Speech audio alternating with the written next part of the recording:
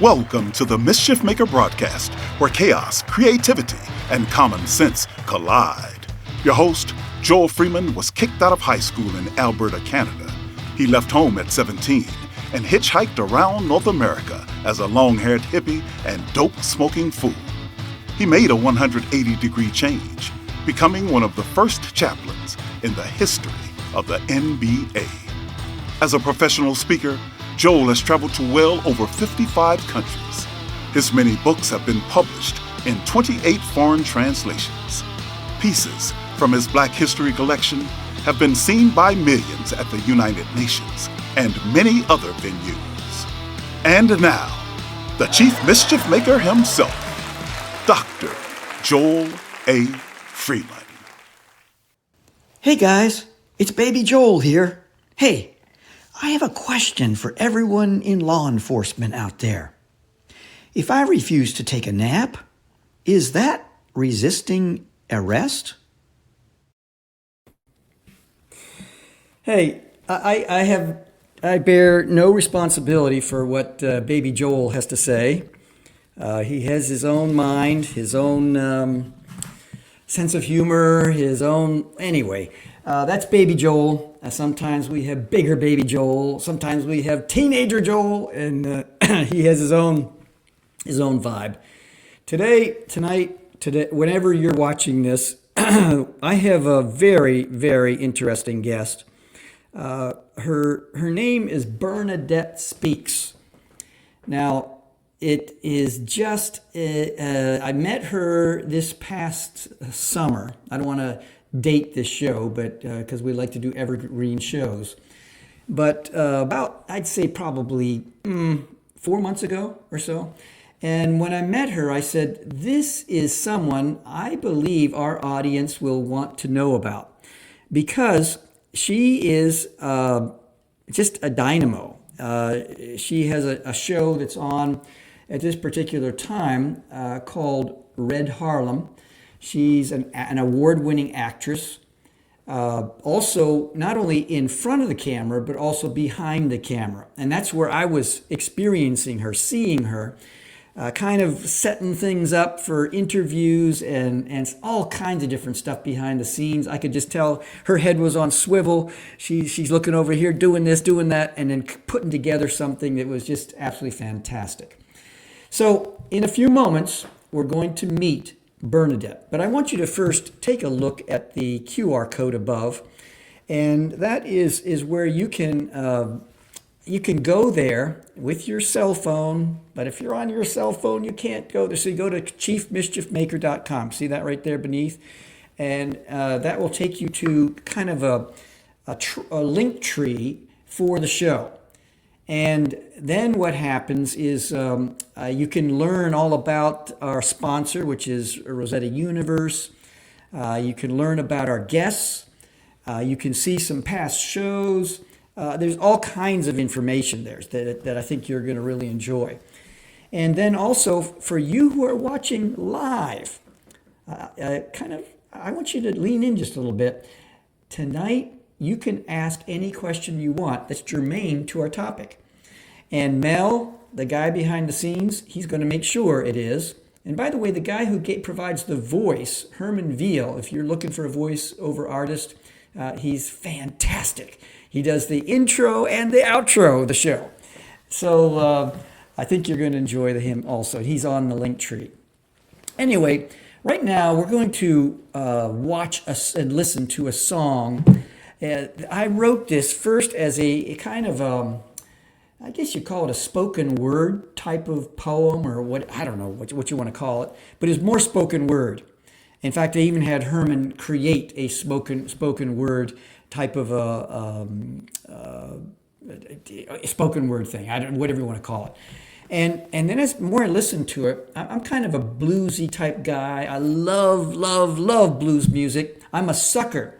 I don't care if I'm in Italy, wherever I am. If someone is playing blues beside the road with their guitar case open and people throwing money in, I'm there, one of the first ones throwing money in.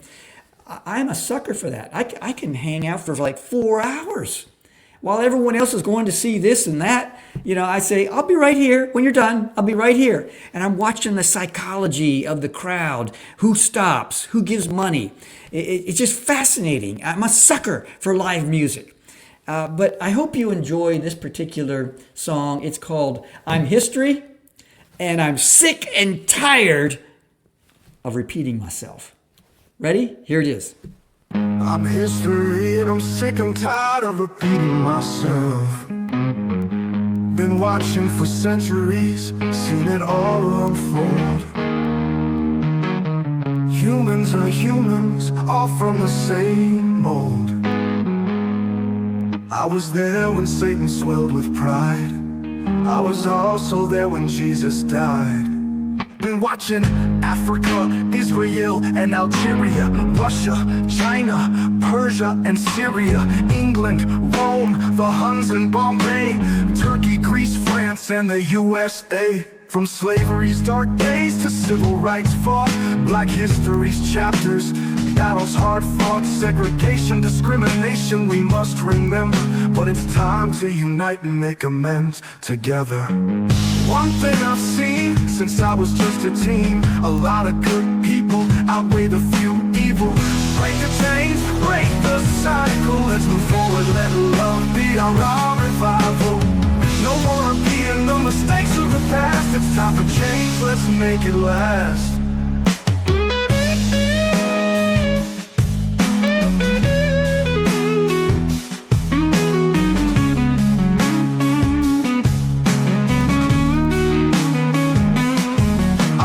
Tired, let's break free and embrace uncomfortability. No more ignoring, let's heal the divide. Learn from our past, let love be our guide. In America's story, chapters filled with pride, but also deliberate acts of shame we won't hide. Native land stolen, oppression and pain. It's time to acknowledge, it's time to reclaim. From the Civil War to battles for justice and peace, the fight for equality will never cease. We can't erase the past, but we can grow. Let's build a future where the truth will glow. I'm sick and tired of repeating myself, but hope lingers on, it's time to delve into a world where history's lessons we've learned. Let's rewrite the future, let humanity be heard. Break the chains, break the cycle, let's move forward, let God bring revival. No more repeating the mistakes of the past. It's time for change, let's make it last.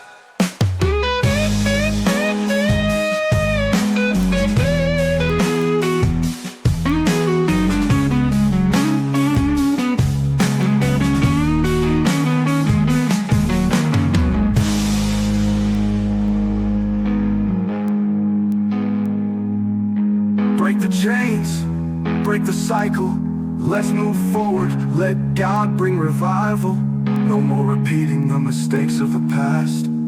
It's time for change, let's make it last.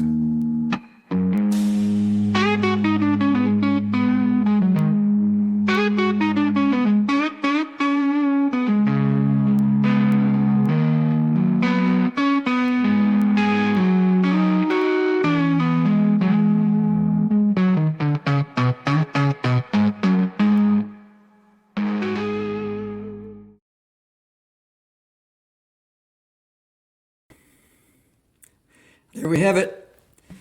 Break the chains, break the cycle.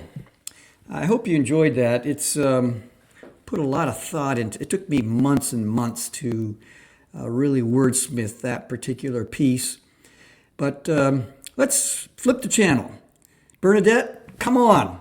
Come on in, Bernadette. I can't wait for this. I've been looking forward to this time together ever since we met. I think it was Atlanta, wasn't it? It was Atlanta, yes. The George Fraser and Fraser Net Conference. And Yeah, it what was were you doing the Power there? Conference. Yes. Well, my a company that I'm affiliated with, Align TV, was there, and I was there doing independent interviews because we were brainstorming to do a documentary on Black money, Black power. And so I wanted to be there in the midst of all these wonderful people who were entrepreneurs, millionaires, and get sound bites of their life and how they ended up so successful. Well, you've had quite an eclectic career already, and I look at you're an award-winning actor, actress, accomplished director. I'm just looking off my little cheat sheet here that I was really intrigued by the psychological thriller Imaginist. Imaginist. Imaginist, yeah. I spelled that sideways, and which garnered the best production title of the Black August Film Festival. And also, you have this horror narrative. Come on, what's beneath the hood here? A horror narrative called Privoke or Uh-huh. Privoke. Privoke No, provoke. Uh-huh. earned you an esteemed Audience Choice Award, and you shared the stage and the screen with Robert Downey Jr. and Sidney Poitier, and just incredible things. But I want to kind of put a pin in all that. We're going to come back to it because I think this Okay. is such an important part of who you are and what you do so well. But I just wanted you to think back on your childhood and what early experiences sparked that spark that for storytelling, performance, and those types of things. Wow, that's a great question. Well, I grew up in a single parent household. My parents got divorced when I was really young.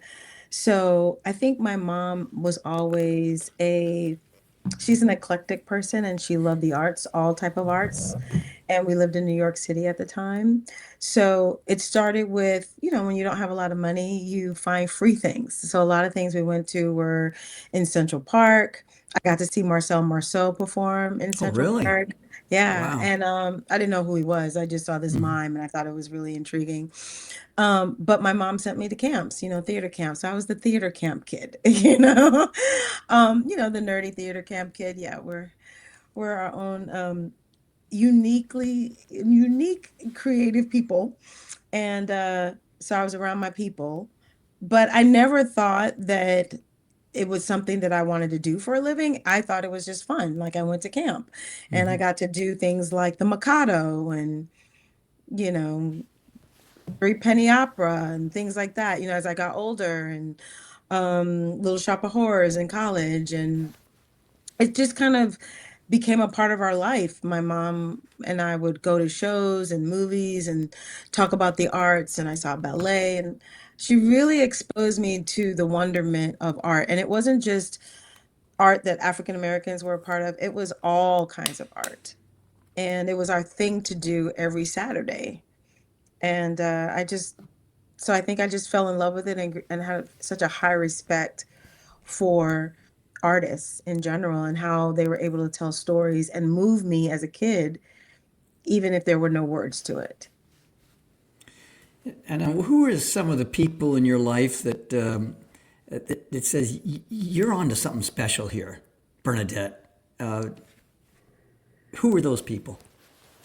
You mean that encouraged me to do Yes. what I do for a Yes. living? Wow. Um,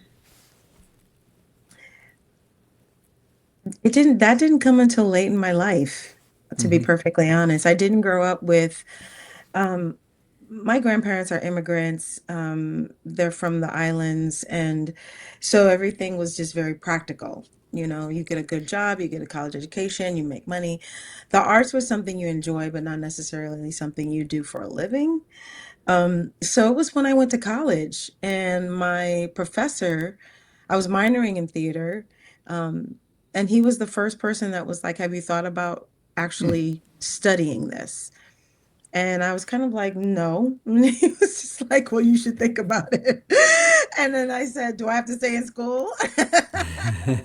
And he was like, yeah, you have to stay in school an extra year. And so I really thought about it. And I was like, I think, at the time I wasn't studying anything that was intriguing that I felt like, oh, I could do this for the rest of my life.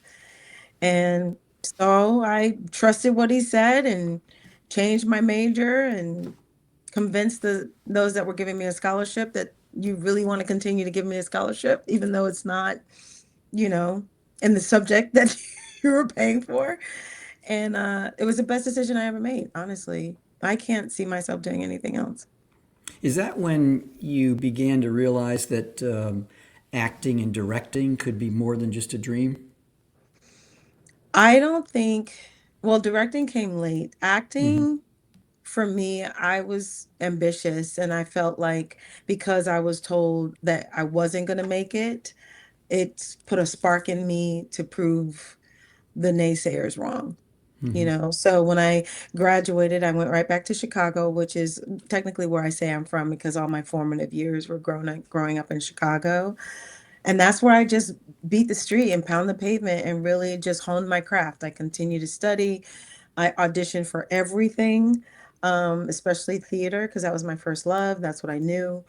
Um, and I just didn't quit uh, because I felt like if this is what I'm going to do, there can't be a back door.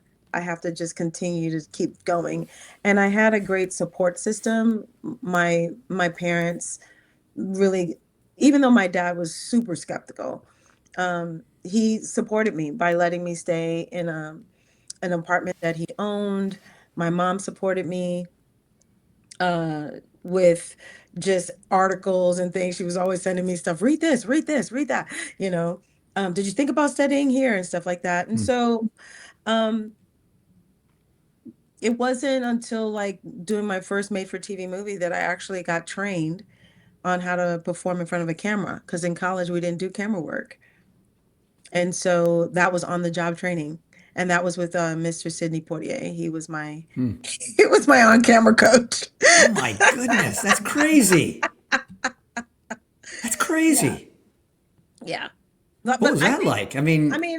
honestly, I look back and I go, "Whoo, I was very naive, but I was also very confident that I could just do everything because I felt like I'm a well-trained actor. I can do everything." But it definitely is when you move to the different mediums, like from theater to film to television, it's a different medium. So it's a different approach on how you do your craft. And Mr. Portier was just very giving. And since all my scenes were with him, I think he was like, we're gonna work together before we get on set. So he called me in an hour before call time Hmm. every day to work with me. And yeah, he was my on-camera coach, and I'll never forget it. Now, are there any particular elements of things that you learned from him that you can point to? Yeah, like he would say stuff like, let your eyes be honest in your eyes, be in the moment, make it simplify it. You don't need to be big like in theater. Let your face tell the story before you speak. Um, different things like that that I still use to this day, you know. Like I think that what I do as an artist is difficult because you have to be emotionally available. Hmm. Um, which is not easy for a lot of people, just in general. But you also have to be a really good listener and act like and be in the moment every moment. So if I'm on stage and I'm doing a play every day, it's deciding what I'm going to lean into in that scene so that I can have an organic, honest response. When I'm doing film or television, it's really listening and feeding and looking in the eyes so that I can connect to the person that I'm in the scene with. And whatever they're giving me, I'm going to take it and give back. So it's Yeah. you can't be selfish and be a good actor. Yeah, I was in Iceland one time and I met a gentleman who helped to coach opera singers. Mm. And I was very fascinated because we spent hours and he was just telling me about how that he would put like a chalk line or some type of string all around that person, a small area. And he says, now I want you to perform and own just this area. Hmm. And then he would draw a larger area and he'd say, now I just want you to own this area. And then maybe up to the first row. I just want you to own in the body language, the volume, just, reaching deep down the diaphragm, reaching just that area. And then finally he would say, okay, half the auditorium. And now I want you to to own the entire auditorium. Is there any of that relates to acting? All of it relates to acting, especially when you're doing theater. I think that you can get deceived when it's like a small black box theater that you don't need to use your diaphragm or you don't need to use your body, but you do because once people are in that theater space, they take up the sound. And so you have to be able to project and project meaning from your diaphragm where you're riding on the voice, you're riding on the breath of the voice versus in your throat where you can lose your voice. It's important to have warm-ups to warm up your body, warm up your voice, and you warm up your voice different when you're speaking versus when you're singing, right? It's totally two different kinds of warm-ups. But it also centers you, I think, as an artist because we're coming in from living our daily lives and we have to learn how to I won't say compartmentalize, but how to focus where our daily life doesn't distract from what this character needs from moment to moment, as well as we have to learn how to roll out of the character. And I think there are different methods. People say like methods. So Robert Duvall was a method actor. Daniel Day-Lewis is a method actor where they live in that character for like day to day. They live in it. And then you have other actors that decide, they're going to use a different technique. But the biggest thing that they realize is they have to learn how to roll out of it where they're themselves again, because our emotions don't know the difference between what's real and what's fake. So if you don't know how to roll out of a character that you're playing, it could really affect your personal life, which has happened to many artists out here. Explain that, unpack that a little bit more. I think when you don't know how to roll out of a character, it can affect your mental health.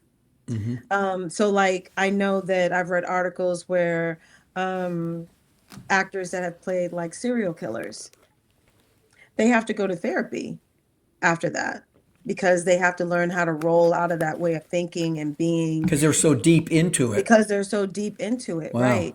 And our emotions don't know if this is past or present. They just know that in the here and now. And if you're responding and you're giving yourself emotional, you're giving yourself availability to be emotionally present for this. So your mindset is you're obsessive or you have personality disorder or you have, whatever the character calls for, but that's not you. You have to learn to roll out of that. And so it is so good to see now artists who are taking ownership of that, going to therapy, getting coached out of a character like you get coached in a character, I never even heard of that before. That's incredible. Huh. Yeah.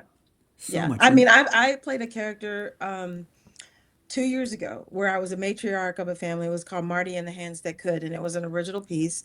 But my character was the matriarch, and she had two brothers that were addicts, drug addicts. One happened to be in Iraq, and now he's older, and he's hooked on drugs to deal with his life, and he's a hustler, and he's always borrowing money from her, and he's never paying her back, and he's not responsible. And then she's got another brother that she loves dearly, but he has a mental health issue, and he does drugs, and he's not, so it's like she has all these things and she's the baby and she's trying to hold the family together.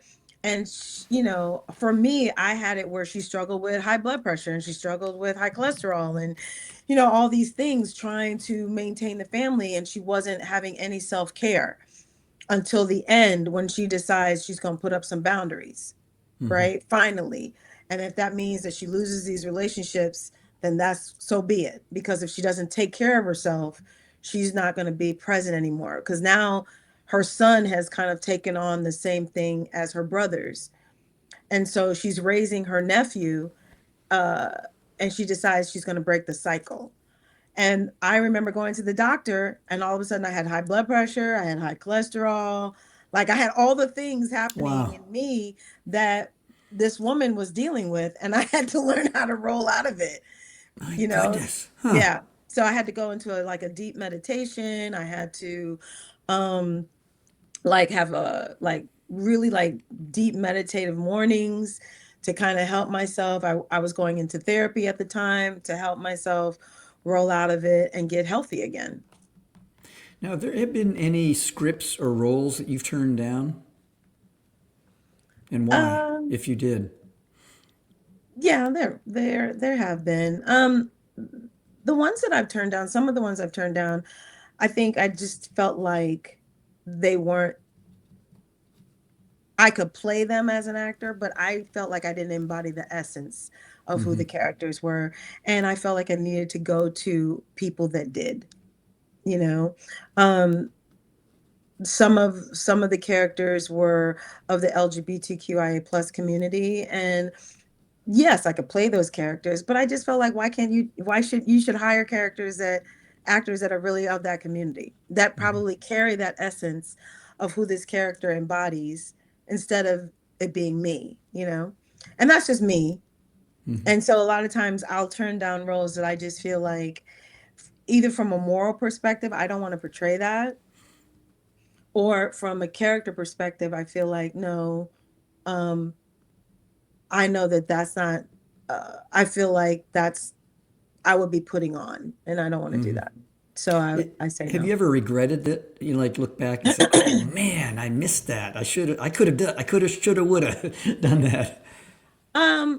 There's only really one thing I think in my career and it was before my career actually took off. It was at the beginning stages that I regret not doing, and I was able to make it into AMDA, which is the American Musical Dramatic Academy in New York.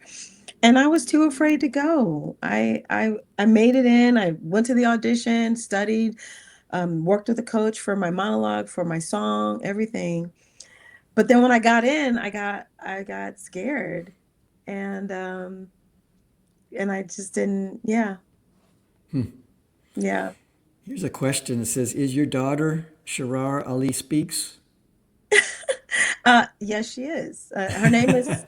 You pronounce her name Sahara. It's actually, Sahara. I'm yeah, sorry. it's actually Arabic. But yeah, she's my daughter, and she is wonderful. Talk a little bit about her, since someone on our audience was asking about her. Um, she she's my firstborn. She's an incredible artist herself. She was an incredible athlete growing up. And she's like my best friend, you know. We have a very close relationship, and I'm just grateful that she lets me speak into her life still, you know. But yeah. Yeah, she's standing on her own as an artist, and I'm really proud of her, you know. And you're wealthy. We're wealthy when our adult children want to hang out with us, right? Yeah, no, we feel like, oh, I guess I'm cool. That's Her true friends think wealth. I'm cool. Now, did I Yeah. meet? Is that who I met in Atlanta? Yes, you did. Oh She my was with me. goodness, she is a Yes. sweetheart. My Yeah, you were goodness. with me. She was doing all my behind the scenes work. Yeah, that's Yeah. great. So we're going to take a little break here, but when we come back, a couple of questions I want to ask. Uh-huh. I want to talk about AI, and Oh, okay. would you recommend someone getting into film or with AI on the The cutting edge cusp of of what's thing, yeah. happening? Hmm. And then also, I want to talk about going into an audition and Mm. kind of take us into an audition and what that's like. So we're going to take a break at the top of the hour. This is from our sponsor, which is Rosetta Universe. Mel? The Rosetta Stone provided clues that revealed many of my secrets to a modern world. Come learn how even more ancient mysteries are unlocked by the Rosetta Stone Traveling Exhibit Project.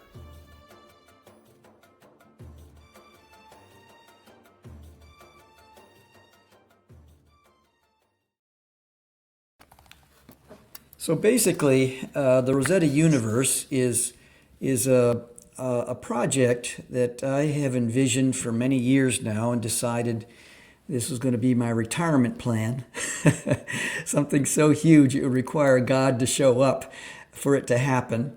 And it's transforming this ancient artifact, the Rosetta Stone, into a modern metaphor for problem solving and critical thinking in this age of AI. I really, really want to invite people of all ages, from K to gray, to use our God-given brains before, during, and after our engagement with technology.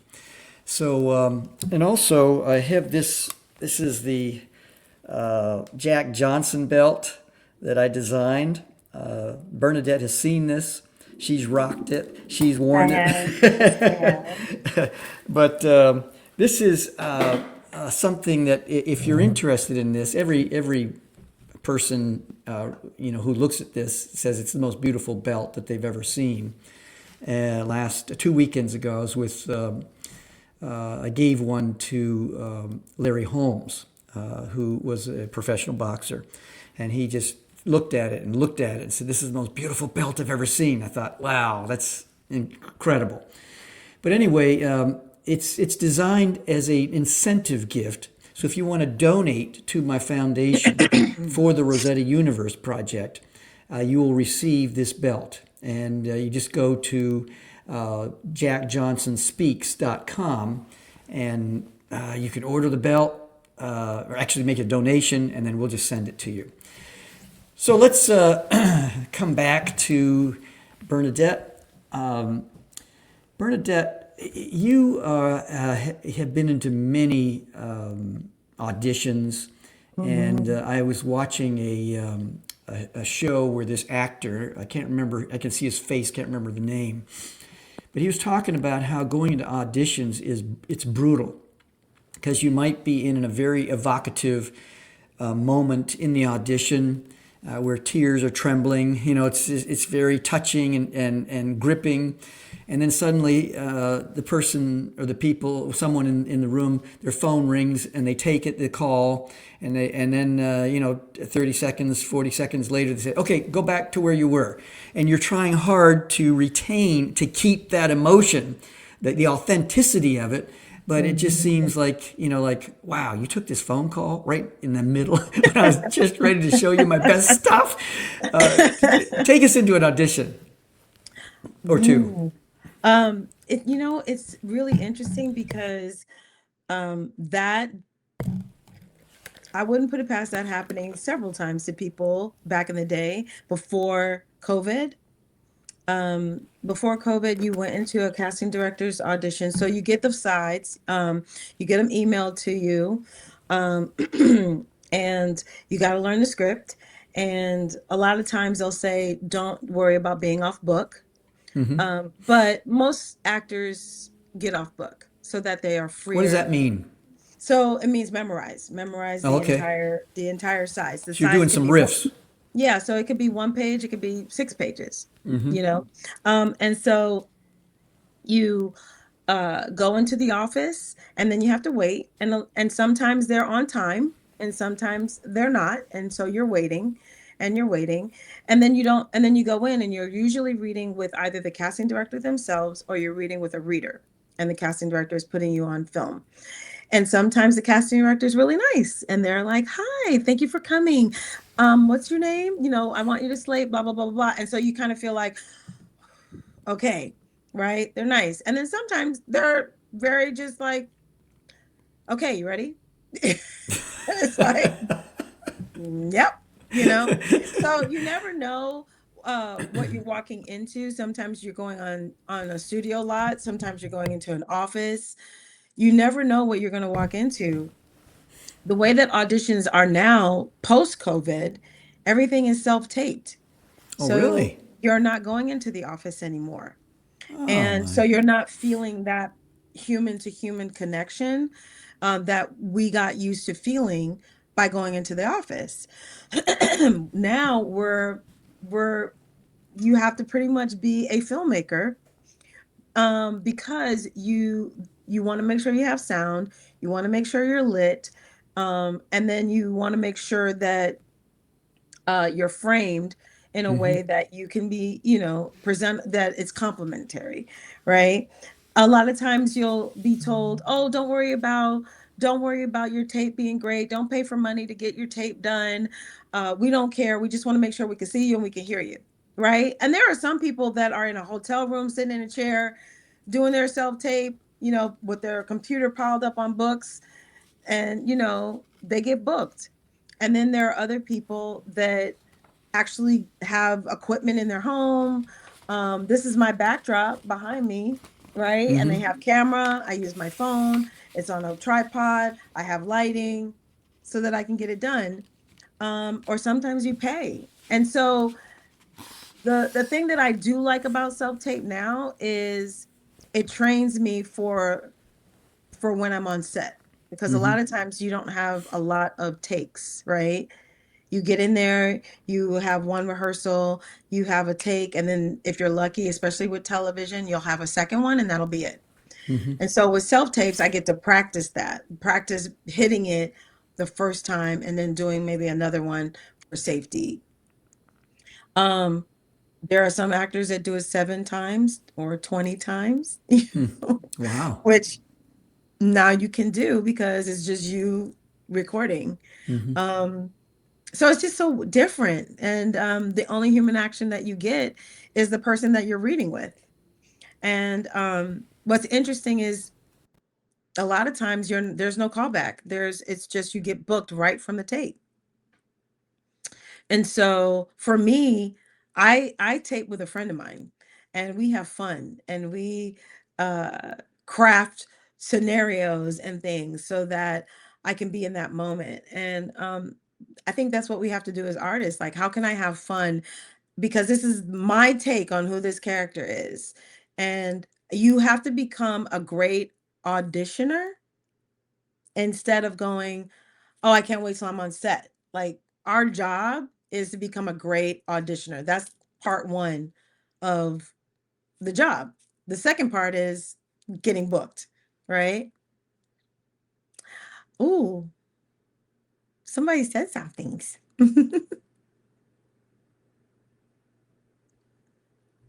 Oh, I can't hear you.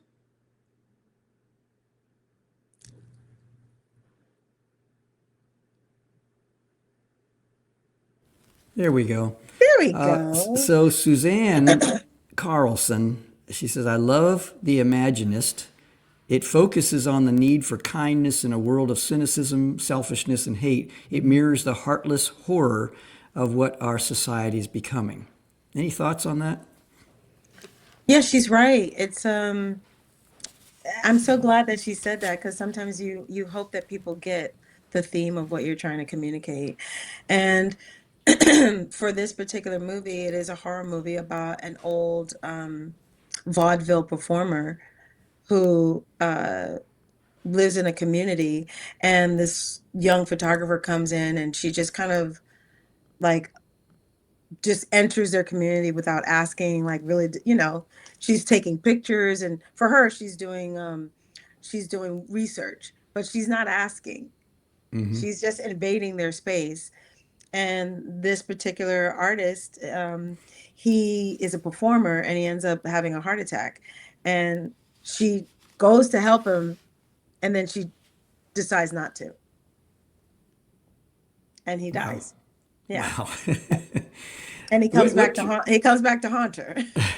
now, a horror flick, what is that all about? What drew you to do a horror flick?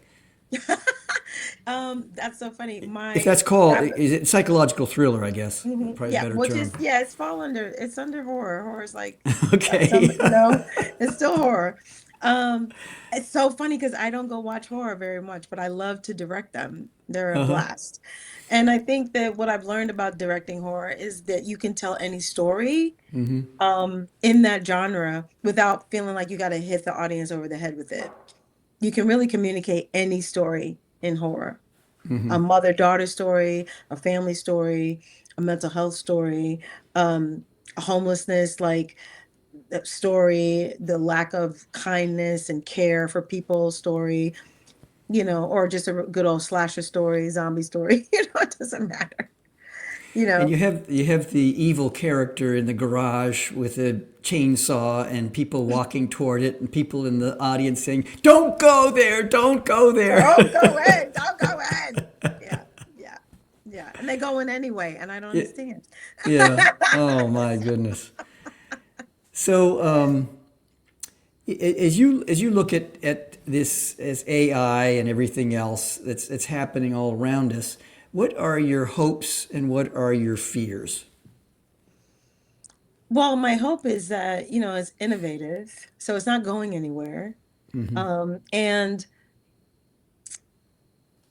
it can be useful. I think it can be useful. I would be amiss if I said it wasn't. Um, but I feel like I know people are scared about AI, about taking jobs. But the reality is that the people that are going to take the jobs are the ones that are the better pro that can prompt. They're like expert prompters. Those are the people that are going to take the jobs because AI needs a prompt to be able to do the job. Oh, You know what I mean? It can't do it on its own. You have to have somebody behind them giving you the proper prompt. And those people that are learning how to be expert prompters are the ones that are going to have the jobs. I do I do feel like with any innovation, there needs to be regulation so that it doesn't run amok. And I know that there's a big, especially my industry of Tillywood and the creator of that whole universe and how she's an actress and people are very offended by it. So I yeah. think that it's a constant conversation with how can you use something just like a computer, because everybody was afraid that computers would take over the world when they first came about. Back when radio came, television Right, came, and right, internet, yeah, right. And is now everybody walks around with a computer, which is our phone, yeah. right? So I think that AI can become that where it is helpful in our industry. It it can save time and it can also save money, especially for independent filmmakers who don't have studios behind them. And I, I've used AI even for like my pitch decks and things when I'm pitching projects, as opposed to paying money that I don't have in my budget yet for somebody else to do it. Now I can do it myself, and I can be really specific and detailed as to how I want my pitch project to look, you know? So I don't know, you have your good and you have your bad, like with anything when we're talking about innovation, but I do feel like it's a conversation that needs to continue for sure.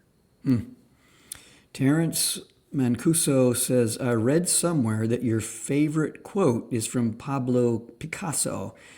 Here it is. The meaning of life is to find your gift. The purpose of life is to give it away. Is it true? Absolutely. Absolutely. Um, if you're blessed enough to know the gifts that you have, that you can cultivate, they're not meant to be kept for yourself. They're meant to be given away, you know? And I think that that's the thing that I'm most grateful about is that I was able to, if it wasn't for that college professor that said, "Hey, have you thought about studying acting?" I would have never found that I had a gift to tell stories in different mediums, being an actor, being a director, being even a producer, and utilizing my voice in these different mediums if he had never approached me and asked me that question. And so I do feel like I give it away. I want people to, even if they like it or don't like it, and have conversations about it and talk about it, I've done my job, you know? How does acting help you in directing and directing help you in acting? Because I'm an actor, I think I'm a really good director because I know what I want as an actor, and I really work hard to try to give that to my actors when I'm directing. And I don't when I'm directing, I'm 100% a director, and when I'm acting, I'm 100% an actor. And I think it helps me as a director being able to see the big picture, right? So when I'm on set as an actor, I know what my role is, but I'm also looking at how things are moving and shaping to understand what the bigger picture is that I'm involved in, And then I think as a director, it's constantly learning people, learning um, learning how to manage people and learning how to bring out the best in people so that you have the best story for other people to enjoy, you know? And so it just goes hand in hand. I never thought I never thought of myself as a director, but man, sometimes I feel like I love it more than acting. Why is that? I don't know. I think part of it is like being a control freak. Because I'm I'm in control of everything. But I think really it's about the bigger picture of the story, and especially when it's a vision of mine and being able to go, oh my gosh, I get to collaborate with all these different experts, whether it's film or theater, to bring this vision that's in my head to life. And I'm always blown away when it happens. I'm always like, oh my gosh, I thought I was just crazy. But no, you helped me bring it to life. And I love working with people. I love collaborating. I love the ideas that are brought to the table and how we work together to make it happen. And I love seeing people who specialize in their craft do it, you know? Um, and it's just a beautiful thing when you can create a synergy like that. And and then the end result is what other people are enjoying, you know, or being moved by. Um, yeah, yeah. Well, when you go to premiere, do you kind of sit back and watch other people watch what you created? Yeah, I and, do. and It's kind of really get kind a of hard sense? that as an actor, I don't like watching myself on camera, like sitting in the audience and watching my work. It's kind of weird. But, but as a director, I am kind of watching and looking and seeing, oh, how are they enjoying it? Or, did that read well with them? And I think a lot of times, especially when I'm in theater, um, I'm almost in tears when I see people give a standing ovation to my Wow. actors Wow. because that means everything when you have a standing O of a piece of work that you poured your heart into. Because people are critical. What we do is subjective. People are going to like it or not like it and not care how much hard work you put into it. And but that's the cost of what we do, right? It's up to the eyes of the beholder that see it and decide what it means to them. We have Barney Bluestone. He says, Barney, I says, what is your favorite movie ever? And I'm sure he wanted to put the word ever in all caps. And what is the most important movie ever? So I guess it's two different categories here, favorite Ooh. and important. Oh man. What is a favorite movie of mine? Um, I don't know if I have a favorite movie ever, but I do have um a favorite movie, and it's more sentimental than it is anything else, and that is uh Ben-Hur. I know that sounds crazy. And the reason is Ben-Hur is because it was a film my mom and I, my grandmother watched every year, like every year. And it was just amazing to me, uh, the stunts that were done on that film and all the extras that were in the Coliseum, and like I would always be blown away. And so that was like always my favorite movie. Even to this day, if it comes on, my mom will call me and be like, Ben-Hur's on, and I'll run over there and we'll watch it. So I think it's more my favorite movie just because of the sentimentality of my mom and my grandmother. It was Lou Wallace, Um, I think, wrote that, didn't he? Was it Lou mhm, Wallace? yeah. I think the most important movie ever, um, right now, I would say Sinners, even though it's a horror film. The reason being is I haven't seen it because yet. it's so good, but it's an ode to, like, first of all, for it to be a horror movie and be nominated for 16 Academy It's Awards crazy. is saying something, right? The fact that you have a female director of photography who never shot before in IMAX, and she shot in IMAX. And when you see how big that film is, and it's film, right? So just like any other film, you don't get to see it in the playback. You see it in the dailies, like after after you've sent it off. But that alone makes it a huge deal for people of color who are filmmakers. There are many Ryan Cooglers in the world, and he is opening up the door for so many other people who are innovative and have that kind of mindset for filmmaking. The fact that it brought blues to the forefront. I remember you just saying how much you love blues, and I think that I think a lot of people are now introduced to blues because you got this young guy who's singing blues, who never knew how to play the banjo or sing blues until this film. Then you've got people like Delroy Lindo, who is an amazing technician of his craft and is finally being recognized for the work that he always turns out, no matter what role it is. He's finally being recognized. He's finally being seen. You know, sometimes when you're just a meticulous technician, you can have a reputation that's not necessarily true, but it's just because you're meticulous, right? And so it means so much to be able to see so many like his whole team, Ryan Coogler's whole team, top team, department heads were women, and we don't get to see that. We don't get to know that there are many women that are experts at their craft, right? And so for me, that is a very, very important movie ever. And I'm hoping that it's a stepping stone for more creatives, that it doesn't become about being black, the first black person, the first black woman, no, you just are a filmmaker and the door is open wide. And maybe that's just me being idealistic, but that's what I hope. I hope that the door flows wide open for what Ryan Coogler did. And I love the fact that um, that Michael B. Jordan, who's been acting since he was a kid, um, is being recognized because to play two people that are completely different, Can't even imagine. right? And then to really study and understand how he went about creating, because he knew the risk of this, right? It could either make his career or it could break his career. Because people are going to be, they're going to rip you up in this industry. So they're either going to love you or they're going to hate you.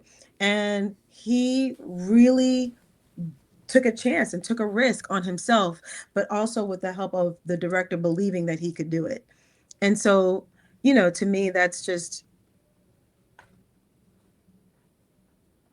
it'll be up there in those conversations of movies when you want to see technicians doing the craft. What barriers have you had to overcome over the years? And could you describe some of the barriers you've dealt with? Just And being, and how has it made you into who you are today? um, I honestly think that, being a woman, being a Black woman, being a woman of age, a certain age, a lot of times Hollywood wants to cancel you out. They want to say, well, you know, in the acting role, I'll get, well, you're competing against blah, blah, blah, and so who got an Oscar, who's this, I get that. Well, you should have been directing like out of college. you know, or well, Hollywood is really on the young tip. It's like there's always going to be a there's always going to be resistance no matter where you go. And you have to believe that everything works out for you. You have to believe that if I'm doing my purpose, then my purpose will be done.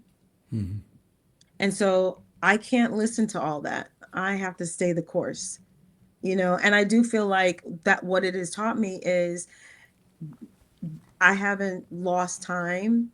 The time is now. The things that I'm doing now, my life experience, the wisdom that I've gained gives me a depth of storytelling as opposed to when I was younger, Yeah. And so I don't feel like I've lost anything. I feel like if anything, I'm on the cusp of I'm just scratching the surface, you know? You're just hitting your And stride. yeah. And I love that because I have wisdom and patience. Whereas I think when we're younger, we don't have that, you know? And when your daughter started discussing about getting into the business,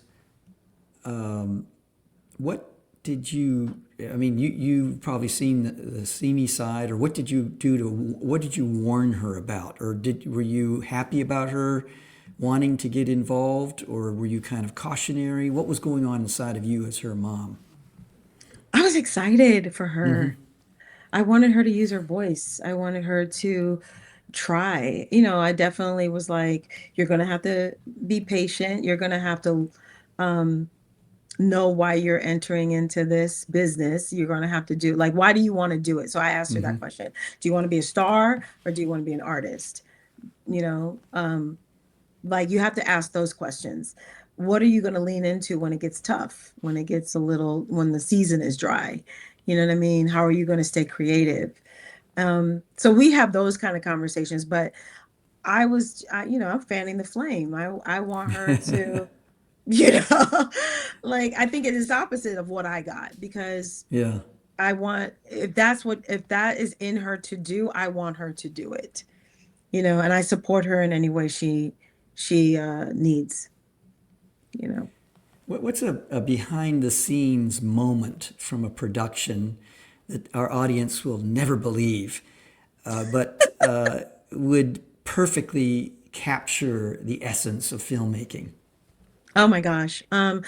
Controlled, organized chaos. That's what I would say. Pre-production is definitely you're trying to block your script. You're trying to hire your crew. You're trying to make sure all your locations. You're fine tuning your budget.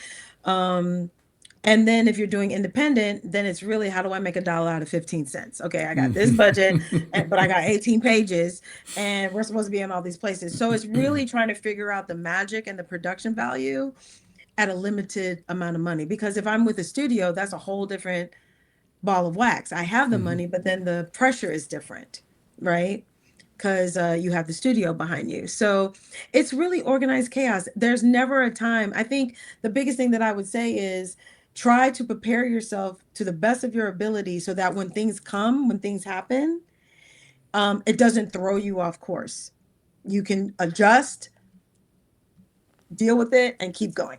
Right. So it's kind of like driving in Nigeria where the traffic is going in the opposite direction and you're going you're going forward and the traffic is going opposite and you're trying to navigate to get to your place, you know? Yeah. Been there, done that. Yeah. Lagos.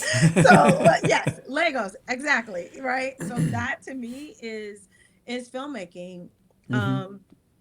Is there a But moment it's you can point to that can add a little texture to what you're saying? okay. So I By the just way, did we a have 1 minute left. Oh, okay. Well, real quick, I was working on a film and I was ready to shoot the film and my actor wasn't there. Oh, They overslept. oh my goodness. So then I was like, okay, what do we need to do? And so I had to basically give direction to break down that scene, set up another scene and use another actor and we were going to shoot a different scene so that we can keep the day going and not lose our light. So yeah, organized chaos.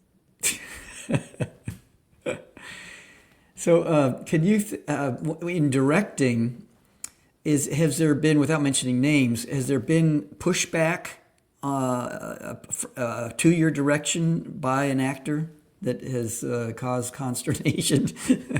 I won't say pushback, but yeah, I think when an actor is like asking a lot of questions or pushback is a lot of times that they're trying to let go of what they think they should do or see in the character and trust you as a director that what you're saying is going to look good. And that's always the key. Having your actor trust you that what you're saying is going to let not only the character breathe, but let them look good, you know? And so it's 20, definitely a trust issue. 20 seconds. Red Harlem, this is Evergreen. Tell us just how people can see this online. Go to companyofangels.org and get your tickets for Red Harlem if you want to get your wiggle on and travel from Harlem to the Soviet Union to Berlin back to Harlem. Oh my goodness, that's great, Bernadette. I didn't know what to expect because film and acting is not my world, but I am so thankful and grateful that you came to be with us for this hour. Thank you. I'm grateful too. Thank you so much. Thank you. Thank you, everybody. You have just experienced another episode of the Mischief Maker broadcast. Hit the subscribe button. Connect at chiefmischiefmaker.com. Thanks for coming along for the ride. And hopefully, you are now a bit closer to becoming a mischief maker in your part of the world.